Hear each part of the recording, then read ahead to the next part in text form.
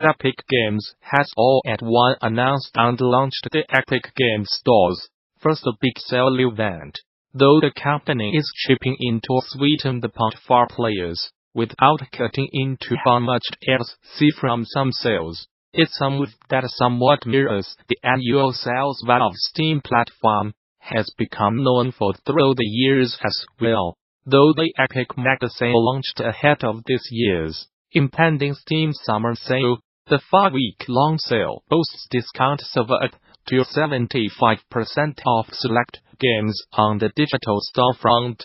On top of that, Epic is offering $10 off every game on the Epic Games Store priced over $15.99, and announced that it will be footing the entire bill for that specific discount, meaning a game's developer, a publisher, will not see their own take-home cut by the $10 off promotion. The event is scheduled to run from May 16th to June 13th, and is offering up an additional game for free every week of the sale. Epic also notes in fact that it's actually actively applying discounts, including the $10 off promotion, to games either pre-purchased or bought in the weeks leading up to the sale.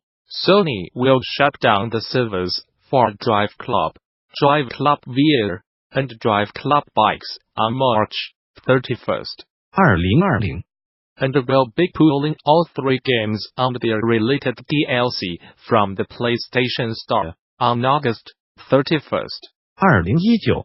All online and social features will cease to work following the shutdown, barring players from enjoying a significant portion of the Drive Club experience. As you'd expect, single-player modes will remain accessible. The news comes around 3 years after Sony acquired Drive Club developer Evolution Studios, with the console maker suggesting it was no longer confident in the studio's ability to create commercially viable projects.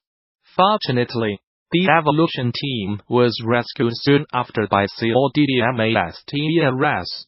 Drive Club also soldiered on, and will celebrate its 5th birthday this October, with being laid to rest next March. This week, also both studios a Plague Tale, in essence lands on PC and consoles. It's a stealth adventure that marks the 20-year-old studio's breakout as a standalone game developer, as Sobo previously developed everything from licensed Pixar titles to a recent string of HoloLens projects, and the Plague Tale represents the company's move to find sustainability developing its own titles. To discuss the development of a Plague Tale, in essence, a few team members from Sobo will be dropping by the DD Twitch channel, starting at 12 p.m. state, and taking your questions in Twitch chat. If you have got questions about moving from licensed games to standalone games, or want to know more about making games like a Plague Tale, drop on by and ask away. And for more developer interviews on the select DD Talks, be sure to follow the DD Twitch channel. Gamasutra and DD are sibling organizations under parent company Informa. The hardest part about making a successful indie game is getting people to notice it. There are a number of ways to reach out and find your audience that are quite well known, incorporated including Twitter, Discord, YouTube and Facebook. These are used by most indie developers to drum up support for their games. But what if I told you most indie developers do not use these platforms in the correct way? The 2 biggest culprits are Twitter and YouTube. But the same argument applies to all social media platforms. I am going to tell you how you can subtly change the way you use Twitter to improve your chances of success. But more importantly, I want to share with you how you can use YouTube to build a huge community that is not only interested in the current indie game you are making, but all indie games you will ever make. And it does not involve emailing thousands of YouTube streamers. To discuss the basic concept, let's start with Twitter. Twitter is a fantastic social network for indie developers, and probably the first place a developer goes to build up a community.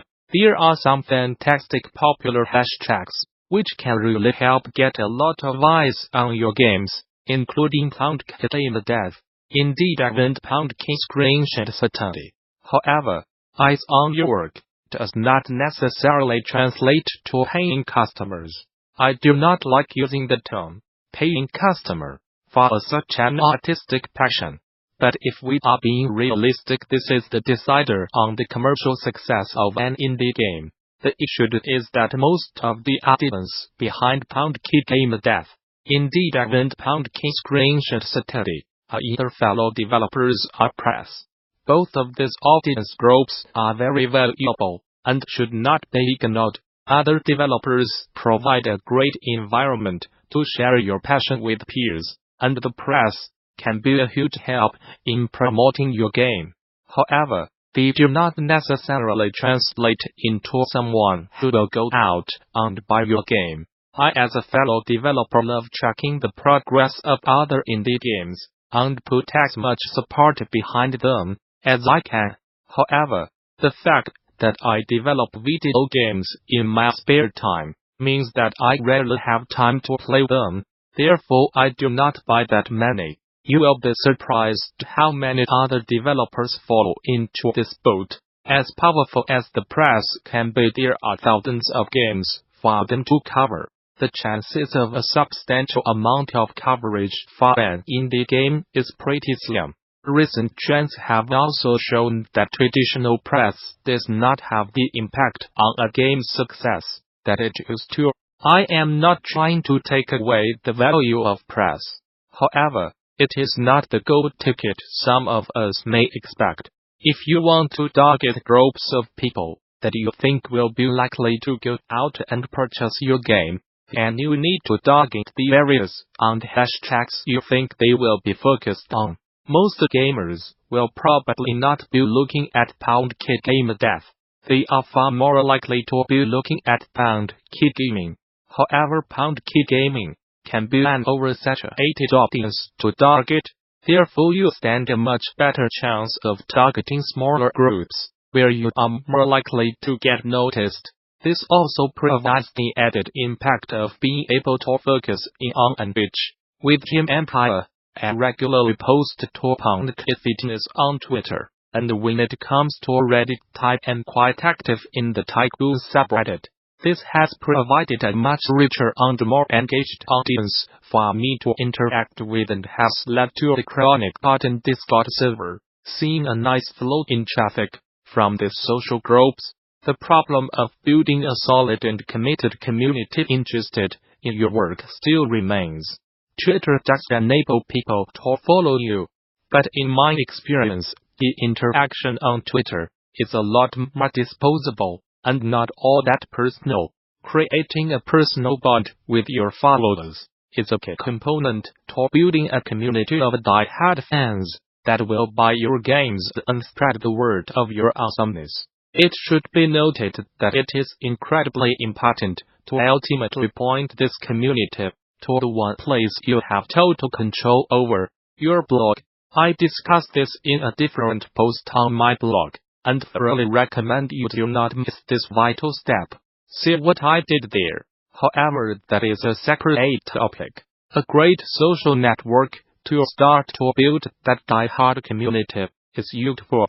As indie developers, we are very familiar with YouTube and the marketing potential it holds for our games. The first thing most developers think of when they think of using YouTube is getting big streamers to play their games. This has shown huge results for a number of indie games, and is a great tool in our utility belt of marketing.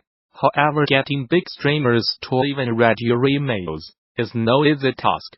Also, current trends have shown a change in the impact of these videos on sales. It seems that viewers are less likely to buy a game now just because their favorite YouTuber is playing it. Another option developers go for are creating their own channels and uploading development vlogs or streams. This is another great option to engage with your community and provide a more involved perspective for your fans. However, it still falls into the category of primarily interacting with other developers. Most channels about game development are going to appeal to fellow game developers. This is great if you are looking to help others out, showcase your skills, and gain the respect of the community, possibly leading to job offers. However, if you are looking to market your game, it can have limited reach. Do not get me wrong, there are going to be many gamers out there who love to know the nitty-gritty details of what goes into the development of their favorite games. However, focusing purely on this type of content ignores possibly the biggest audience growth. You could be targeting your average gamer